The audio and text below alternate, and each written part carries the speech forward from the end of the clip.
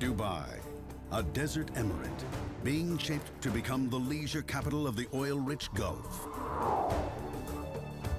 We have the tallest building. We've got the greatest hotels. We are creating something very, very special. A centerpiece of this new Dubai will be a shopping mall designed to outstrip all malls, with 1,200 shops and a slogan as brash as its scale: everything you desire. Completed to a next to impossible deadline. The biggest challenge that we had to face is time. People haven't done anything as this size this quickly before. Riding on its success, a multi-million-dollar price tag, and the reputation of Dubai.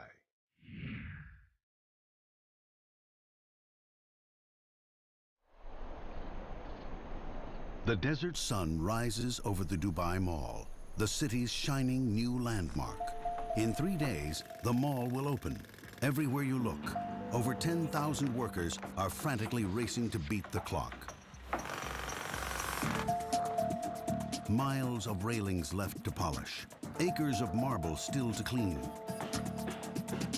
Mannequins are waiting for their flashy threads. The mall, sold as the best Dubai has to offer, is now in a desperate race against the sheer scale of this project's ambition. Bob Fields, the new head contractor, is on his rounds. He has a lot of ground to cover. The site contains the area of 50 football fields.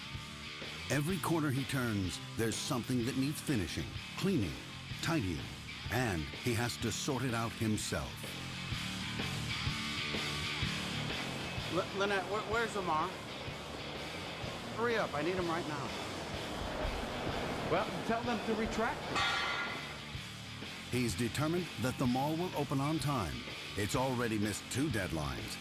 If it misses a third, well, that's down to him. But of the 1,200 shops due to open here, only half are occupied. Some just haven't been fitted out yet, and some have yet to be leased. What looks to us pretty much like a building site, to Bob is a diamond in the rough. Nobody goes home until 1 o'clock in the morning and everybody's back at 5. Overall, the entire community has come together to cooperate and give us the opportunity to open the mall. It's going to be very exciting. We're going to have SWAT teams that are set up and positioned around the building. We're going to invite the public to come in. Traffic is going to be a challenge. We're anticipating some 50,000 cars every day.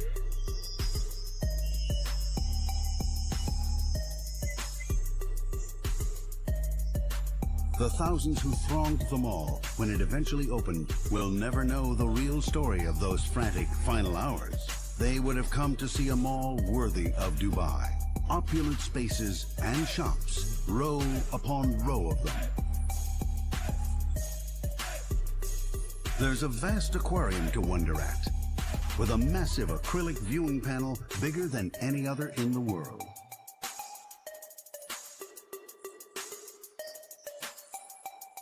There's a full-size ice rink in a city where outside temperatures can top 40 degrees. The mall is so vast, it was assembled out of 37 conjoined buildings. It boasts an old-fashioned Arabian souk, a world record-beating aquarium, an ice rink, and an entertainment center complete with a roller coaster. Stretching over 1 square kilometer, it sits on a mega floor space that beats the reigning mega mall in China and dwarfs the Mall of America hands down.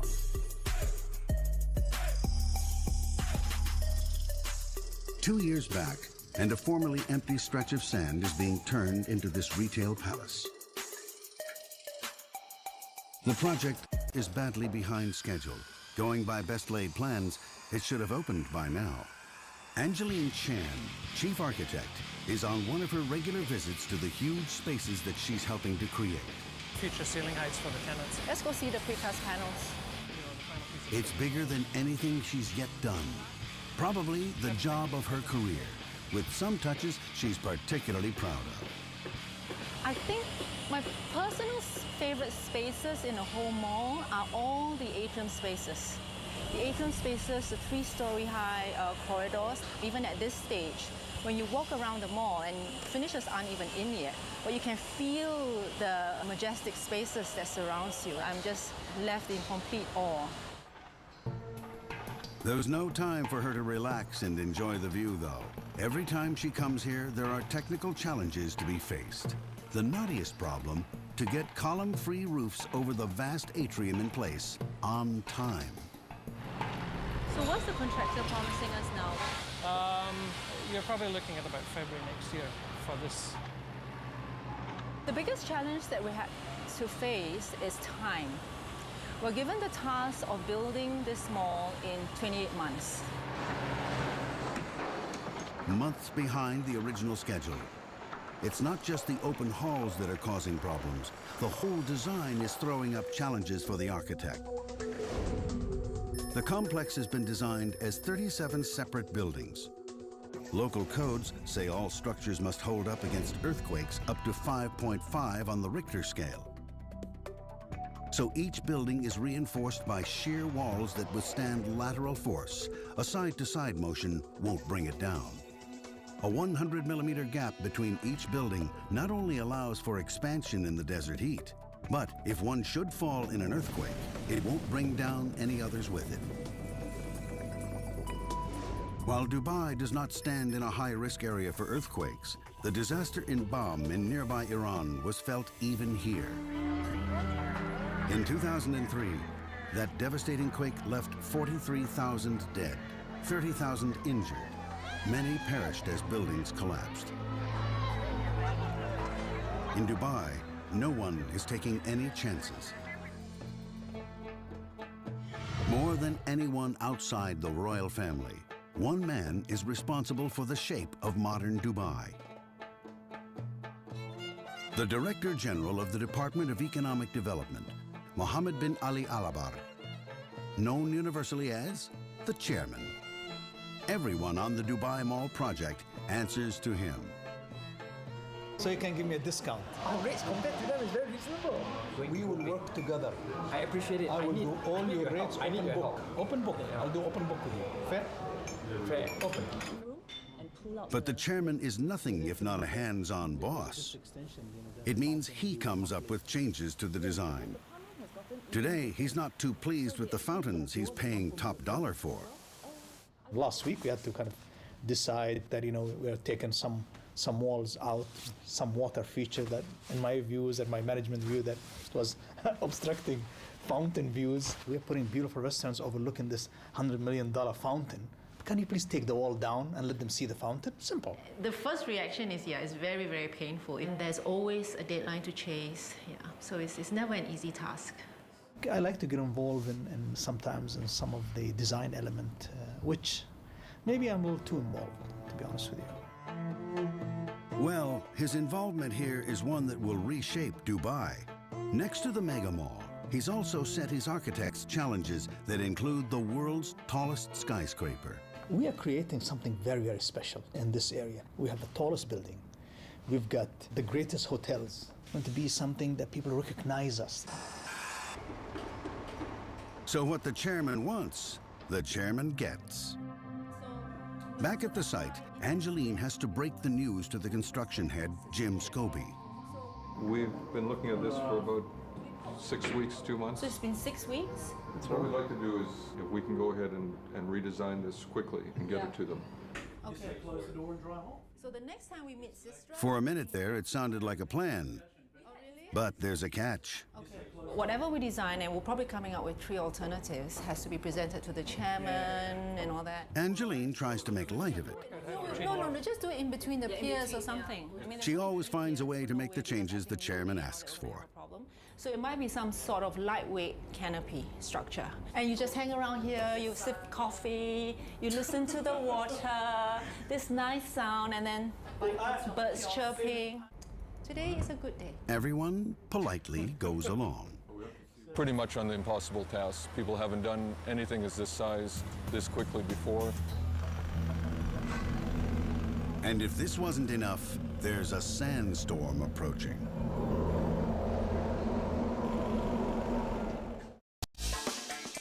The Dubai Mall, largest in the world.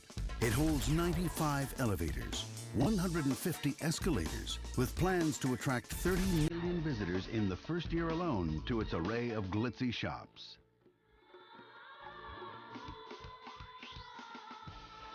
At its center is the aquarium with 400 sharks. In total, more than 33,000 marine creatures can be viewed through a panel so large, it's in the Guinness Book of World Records. The chairman made sure of that. The size is, it's important, but it doesn't really shake me. But yes, I want to know how big it is, what's in there, how many species. So you see, we've got 33,000 species in this thing.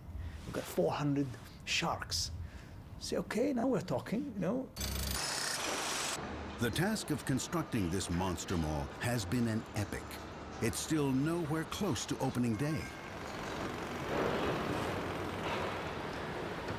Every day, the night shift of 2,500 workers heads for some well-deserved rest.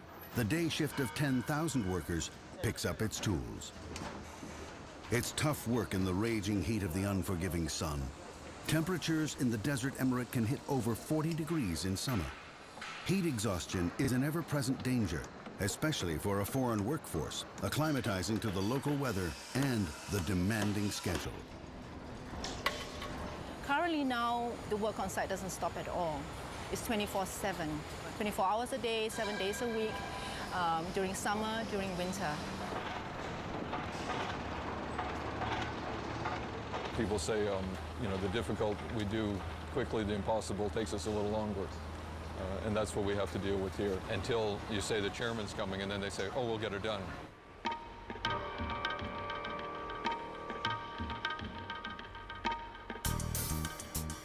The chairman, Mohammed bin Ali Alabar, is responsible for some of the shiniest new buildings in Dubai.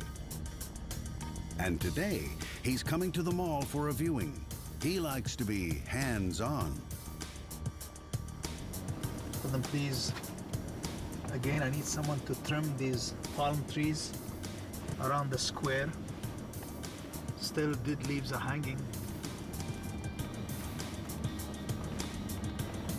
Yeah? Okay. And I'm very bad. I pick bad things easily with my eyes. On another trip, he noticed the colored panels on the facade of the Gold Souk were not to his liking. I think it was maybe a little too dark. So I said, these shades are not matching from the main road. I said, it will reflect badly on us. I think they had to take the panel down and probably replace. Once it's completed, the mall will open onto a boulevard on the scale of Paris's Champs-Élysées. Now the chairman wants to see how the grand entrance to the mall is progressing. He wants to be sure it'll make the right impression. Obviously, his arrival is treated as a bit of an event, and he's ushered to the high atrium just inside the main entrance. It's going to be a highlight.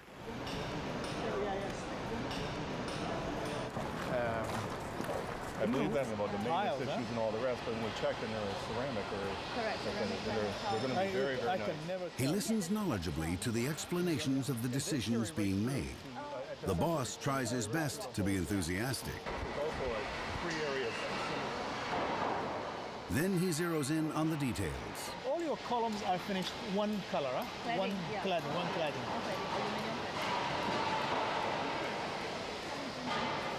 Okay.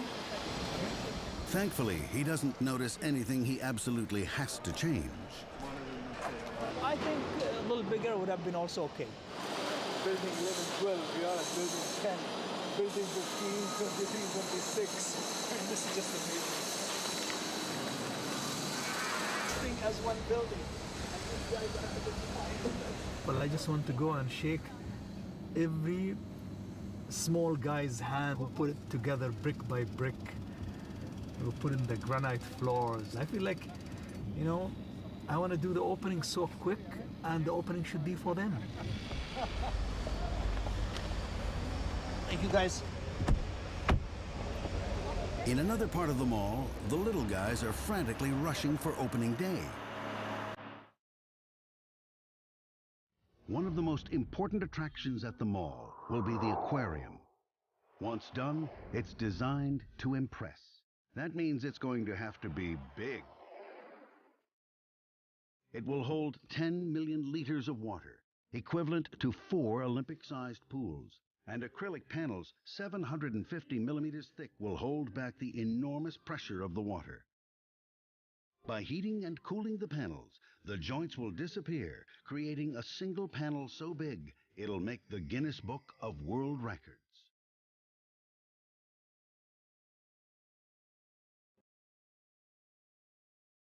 The centerpiece of the aquarium will be a transparent tunnel 48 meters long. Sitting at the tank floor, 10 meters down, it will be subject to immense pressures. Iron rings help to keep its shape. It has used up the entire supply of acrylic from 2 factories for a year. It's had to be precision manufactured in 4 massive pieces. And each giant piece weighs 32 tons and is extremely fragile. So moving them requires care. A single wooden rolling jack is called in. The plan is to hoist the tunnel in, roll it along, and place it in position. Sounds deceptively simple. The aquarium is the one that we're all nervous about. If something goes wrong, the lead time to fix it means going back to the manufacturers. They're in different countries and they're many months away from reproducing and reissuing. See the play gap inside in the wheel? It's all done under the watchful eye of manager Peter Knapp. It's the first time anyone here has attempted anything like this. Everything is done in slow motion. Even with something as large as this, there's little margin for error. The skilled workers build up the supports to level the jack before it inches up to take the weight of the tunnel. The tunnel lifts into the air all right, but soon the crew spots something. The tunnel is distorting under its own weight. The pressure has forced the sides to curve inward. If they set it down now, it will shatter. My worst nightmare is if it were to fall and it breaks. They're building this in the States. They have a fabrication time of a number of months. It takes a number of weeks to get here. Because we have to bring the tunnel back in, there are things outside that cannot be done until the tunnel section is here. So the entire project, or part of the entire project, is going to be delayed for half a year to a year. Dubai's not shy about flaunting its extravagant projects, such as the world's biggest man-made island, the Palm Development, home to many of the world's rich and famous, and some of the highest property prices. Oil money has been pumped into the famous Burj Hotel. Now the mega mall is rushing to join a Dubai being rebuilt for a day when the oil money runs out. And as always, no innovative job is without risk of delay, even if it's from a simple sandstorm, which cuts down work to the bare minimum.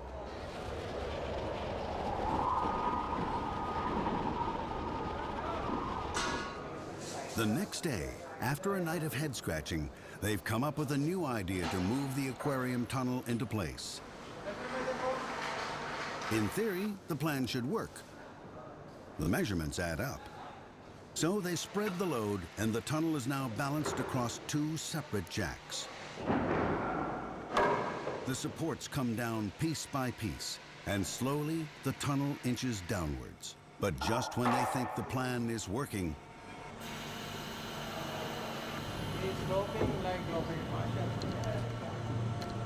the crew notice that the jacks are out of sync, and their load is coming down at an angle.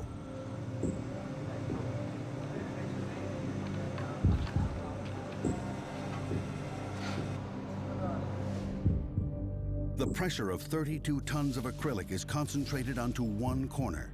If they try to set it down, the edge will snap off. It's not an easy job. There is stress because of If something goes wrong, there's, you know, the consequences on it, so that does put quite a bit of stress on you. Peter keeps at work, adjusting with his control units, balancing the two jacks carefully, keeping the tunnel straight. After 8 hours, he thinks he's got it right.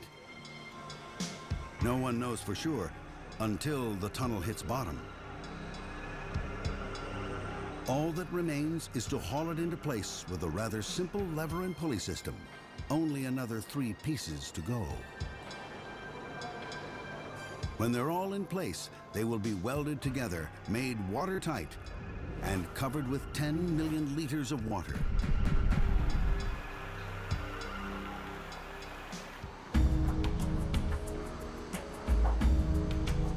While the aquarium is taking shape, architect Angeline is focusing on another of the chairman's ideas, an Olympic-sized ice rink. Layers of concrete are going down and being smoothed off. Even at this level, below the surface, bumps will mean uneven ice. Angeline has come back to talk the roof through. The rink can accommodate 400 skaters at a time. So the roof is going to be massive, and they plan to use natural light, creating a Swiss cheese structure with the desert sun beating down through 60 skylights onto the ice below. About the impact of the sun, the studies will be coming back in a couple of weeks' time. I think the worst case scenario is that we may have to introduce film to just take maybe 5–10% of the direct sunlight off. The sheer heat could be a problem for the ice.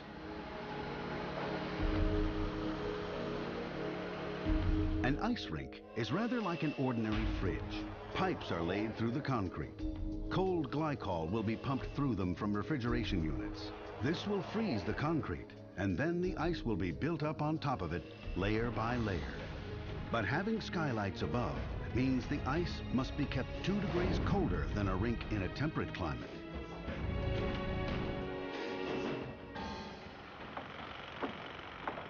Everything on this site is geared to breaking records. You need cranes to shift all this big stuff around. In fact, there's been so much construction in Dubai that it's said that up to 1/4 of all the world's stock of cranes can be found here. The biggest at the site is the Demag 2800. There are just 50 of these 600-ton monsters in the world, and they're only called in for jobs that no other crane can take on. Somebody hurry, they want to need job hurry, but the machine cannot move like this. Patient we need first this heavy crane. George and his Demag have been called in today to start lifting the pieces for the roof of the entertainment complex. Each load has to be lifted one by one.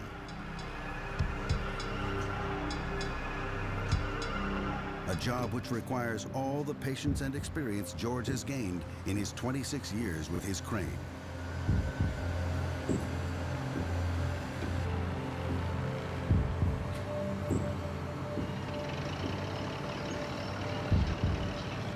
Some people are angry, some people shouting. That time we want to keep silent like that.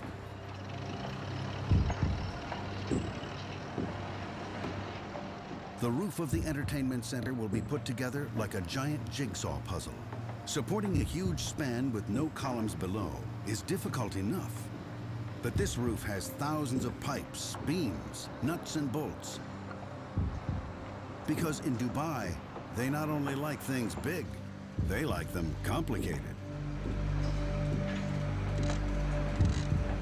The easier way would be to build a simple flat roof.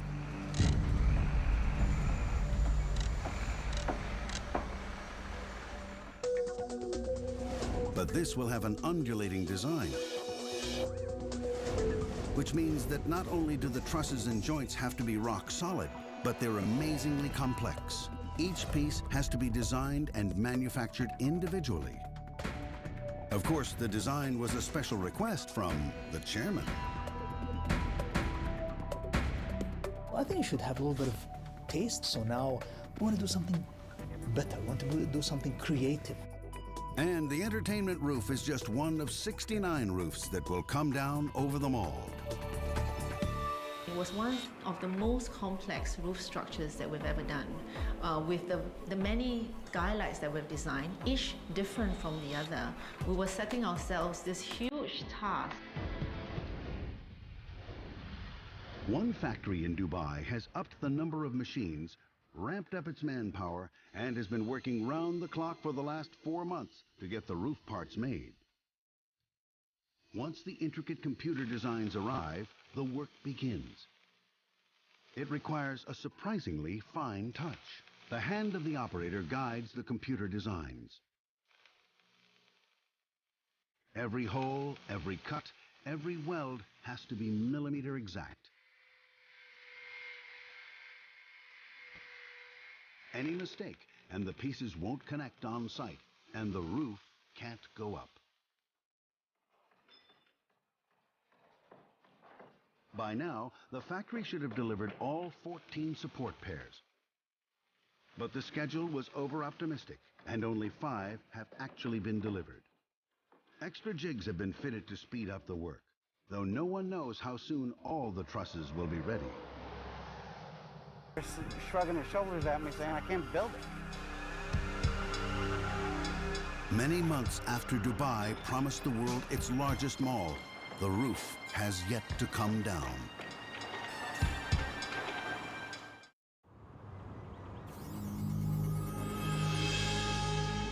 For centuries, Dubai has been a trading post. The Arabs have long been seafarers, and Dubai was a prime stopping-off port on the route from India. Wander the streets, and you find many traditional shops and markets, the souks of Arabia. One of the most famous of these is the gold souk, where locals and foreigners alike go to buy, what else? Gold. Browse the stalls here, and you might even find a bargain. Souk is just part of this world record-beating mall. Among its 1,200 shops is a record-breaking aquarium, an Olympic-sized ice rink, and an entertainment center complete with a roller coaster under its massive roof. It's a mall that could not be built without a grand ambition. This is huge. We will be having almost 30 million people coming in annually to this mall. So my challenge was still and then is that how can I bring people with maximum comfort and let them go home with maximum comfort, which is a challenge personally for me.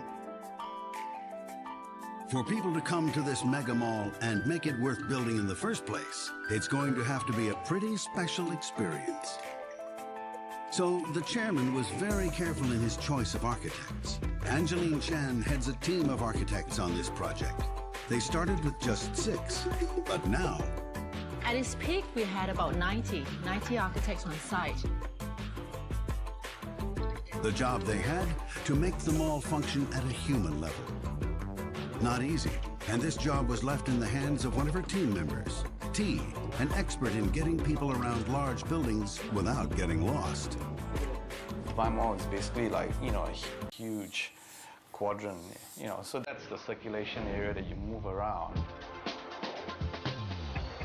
The loop keeps shoppers moving through the mall. With no side alleys and narrow passageways, people won't get lost and can spend their time spending money.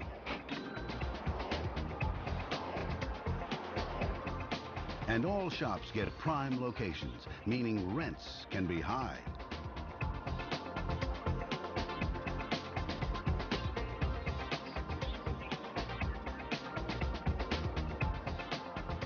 For the less intrepid shopper, the architects also designed a shortcut through the loop. This leads past the aquarium, a landmark to help shoppers keep their bearings. The architects also resorted to a tried and tested trick. Big spaces like anchor tenants, we try and put it at, between the extremities of the shopping mall so that whatever shops in between will benefit from the traffic traveling between these two malls. Simple signposting is enough to guide the shoppers from one atrium to another, and there's always something to look at. At off-peak times, these huge spaces could seem very empty, so every atrium is filled with things to look at to keep them all feeling busy. To tempt people to stick around, the prime way of doing this is strategic positioning of food and beverages, places to eat and drink for you and me. You try and put them where you can have like nice views or where you can actually spill out into the open areas.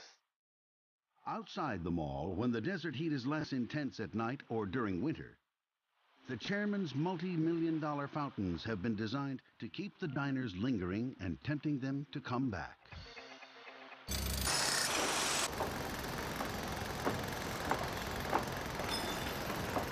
During construction, the team of architects set its shoulder to the wheel, but even they couldn't keep the project from missing its deadline.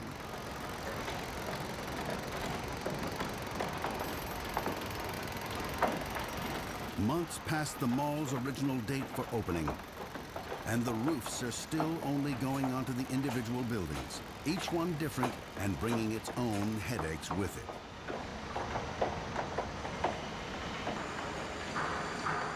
The aquarium's viewing panels have been boarded up and sealed. Inside, chemical bonding with regulated heating and then cooling of the acrylic causes the joints to fade away. And the aquarium tunnel, too, is finally in place.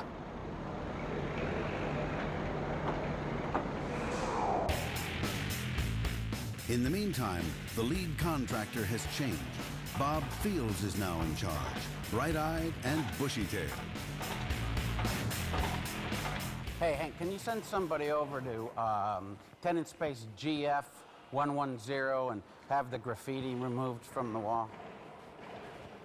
By the structural steel's just been completed, so we're going to be cladding it and putting glass in it here shortly. But Bob is just getting to know how the chairman is running the project. We did have a chairman's meeting just a few days ago. I mean, we're still very much committed to June 30th. They also communicate to us clearly that we cannot miss. We cannot miss the date. So I want to make sure that we get it done. And I mean, I'm not going to get it done. All these guys are going to get it done. But I just want to make sure that they're all challenging themselves accordingly. But soon enough, he misses this deadline too. He's encountering problems. The trusses for the roof of the entertainment area have still been arriving late and imperfect. Now these things are actually assembled in the shop, fully built, and then taken apart and brought out here.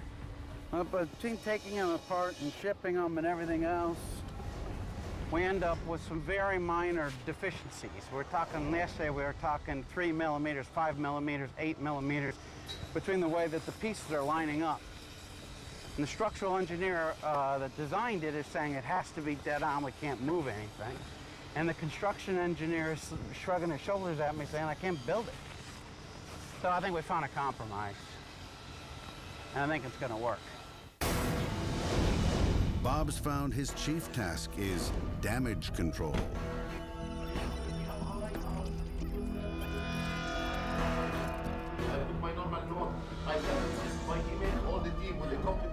If a guy has an issue, he needs to come because that's where the rubber hits the road. And that can mean banging heads together. You guys are all grown-up professionals. You know exactly what we're talking about here. All this little conversation is for the third time. Through threats and persuasion, the mall slowly gets completed. Bob's team has come up with ingenious ways to meet the deadline. They have set up a workshop within the site to make the fiberglass facade that'll cover them all. So supplies are always at hand. But even as the finishing comes up, new complications set in. Everybody has to be very careful while moving in there. We don't need any damage to this because once you damage it, means that we're gonna rip down. You hear this? You hear what he's just saying? A lot of times a guy will come into a meeting and he'll represent that everything's a problem. All the floors can't go in. All the ceilings can't go in. By the time you settle him down and nail him down, you find out there's 2 or 3 issues. The goal that I set for finishing in June is absolutely obtainable, and we will obtain it. And an optimist is the difference between an optimist and a pacifist, or somebody that's negative, is going to be whether they understand what the work is. So after months and months of war rooms, the facade goes up, the roofs come down, the mall slowly gets ready. There's 170 escalators in the building. For the 30 million expected to descend on its stores in the first year alone, acres of marble and glass begin to dress the bare concrete. The souk is given its expensive finishing touches.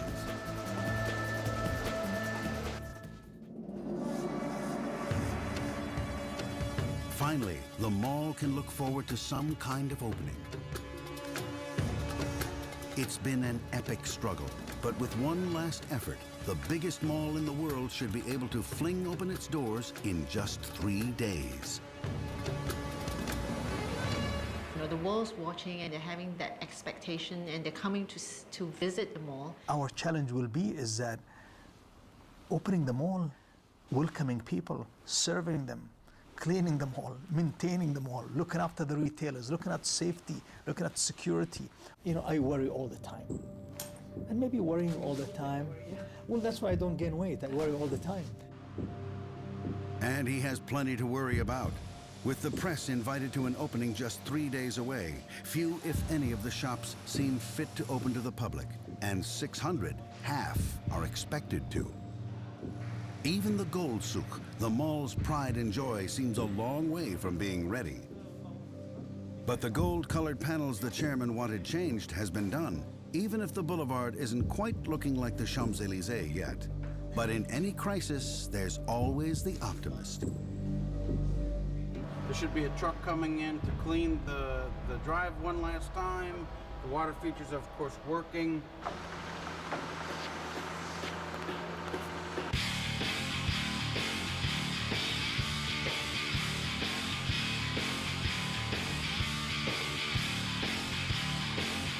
And so, with 72 hours to go to the grand unveiling, Bob makes his final tour, observing, ordering the final touch-ups.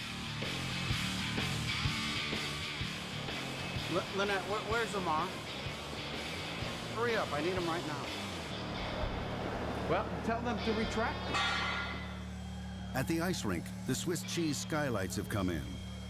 But the final layer of ice is still being slowly, painstakingly frozen.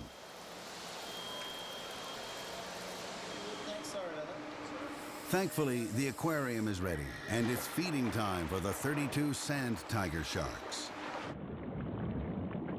Lunch is usually slices of mackerel and milkfish. Expensive tuna is on the menu as the occasional special treat.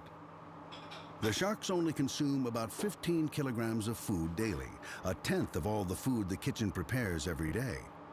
Unless they get regular meals, the sharks could wreak havoc in their enclosed environment. We have the largest stock of sharks anywhere in the world. In the sea, they would take every opportunity to feed that would pass them by. With a routine like feeding at the same time each day, having a food type that's specific to them, and also definitely our behaviors can condition the sharks to realize that food will come every single day. Every shark, every ray has been implanted with microchips. And they're all monitored here for their growth from the time they arrive at the tank, their health, their fertility. They need to be monitored if they are pregnant. But one thing Paul need not worry about is the sharks snacking between meals. They would much prefer to wait for the divers to deliver food than to invest energy in hunting. So it eventually, within a month, it starts to settle down and the sharks really pay no attention to the fish that are swimming past them. But the fish need more than just feeding. Every day, the 10 million liters of water in the tank circulate through a set of filters for cleaning. The temperature is kept just right at 24 degrees Celsius to keep the fish happy.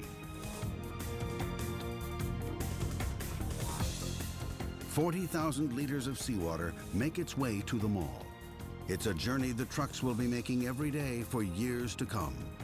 Each month, slightly more than 10% of the total water in the giant aquarium, And these truckloads are there simply to top up the natural daily losses from filtration and evaporation. Though it doesn't go straight in with the fish, Gulf water is salty. It has to be diluted, then cleaned and filtered. Okay, so the area that we're in now is the life support system for the main tank of the aquarium. So this is the heart of the aquarium where all the water is processed, cleaned, conditioned before reintroduction back with the animals. The system monitors the oxygen content of the water. Its acidity, the air and water pumps, the filters, everything is automated. And there are fail-safes built in. Nothing is left to chance when it comes to the fish's welfare.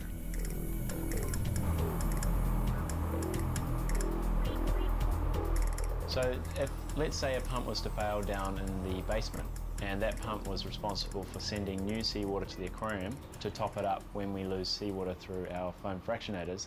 Now, if that pump fails, then it will send me a SMS alert in case I'm outside my office, and it'll also send an alert to this office. With everything running smoothly, the aquarium looks set to be the highlight of the mall opening.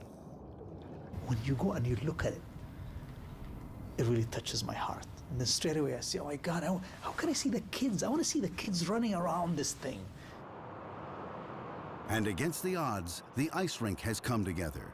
The ice has formed, so much so they can even get the Zamboni out and smoothing off the surface, ready for the first skaters.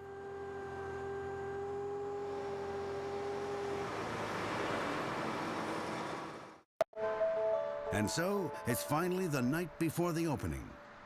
12 hours and still a million things to do. One more night passes in Dubai, the city on the Gulf that never sleeps. Then the day itself dawns, the day of the opening. Inside the mall, the aquarium is getting a Guinness Award for the largest viewing panel. The chairman had no plans to attend. There was only a handful of press present at the aquarium. Late in the night before, the decision had been taken not to open to the public. It was not opening because it was not ready. We felt that it wasn't ready to receive such a big crowd. It would not have been able to cope. You know what? It could be a month, 2 months late. In my business, this is once in a lifetime. And for us to do it well and to do it right. 1 month, 2 months, that's fine. Even if the signs declare the Dubai Mall open, once again, it's missed its deadline.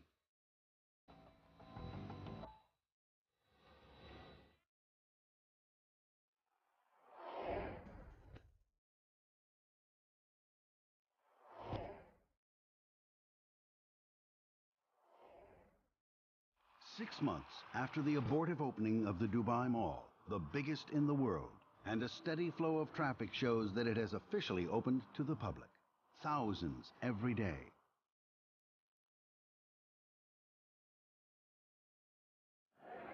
The massive atria are now filled with people, livened up with the noise and bustle of marching bands and stilt walkers.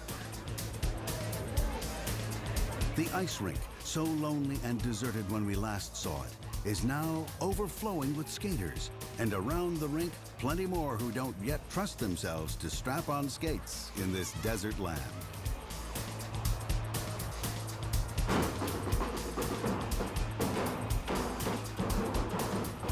Most importantly, the shops that have opened seem to be doing brisk trade, just as planned. Women in this region are different than the Western world. They don't go to baseball games, they don't go to tennis games, they don't participate in sport like water river rafting or mountain climbing.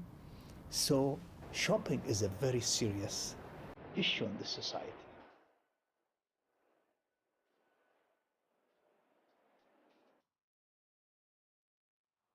The undulating roof has finally been fitted onto the entertainment center with all its joints and trusses. Though whether it's strictly accurate to say that the delay is just 1 year is also open to question. The actual entertainments inside are far from finished. Mock streets look down onto yet another construction site. though the track for the roller coaster is at least in place. It's going to take some while yet to fill this space and open it to the public. Frankly, with the many changes, it's a wonder it's got even this far. The mall is open, it's functioning, and people are visiting. Opening any mall this size is a gamble, but one done in true Dubai style, it may yet pay off.